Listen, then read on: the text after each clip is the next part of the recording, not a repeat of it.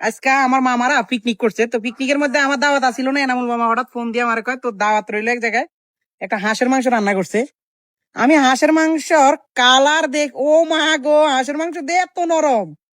আল্লাহ রে আল্লাহ, বিসমিল্লাহ করে এখন হাঁসের মাংস, মানে আল্লাহ কার কিসমত কোন জায়গায় রায়, এটা আসলে বলা যায় না। আর এই শীত যেহেতু আইসি যে, এখন একটু আগে হাঁসের মাংস বিসমিল্লাহ ট্রাই করি। বিসমিল্লাহ। উম, এই জায়গার মধ্যে রান্না হয়েছে যে, এটা হচ্ছে পাতিল, মানে একটা অপরূপ সৌন্দর্য।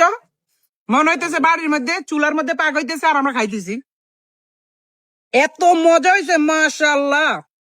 কোন ধরনের তেল নাই, ডিরেক্ট বুনা বুনা, মাখা মাখা। উফ, এটা টেস্ট মাশাআল্লাহ মাশাআল্লাহ, অসাধারণ। হুম হুম। চরম।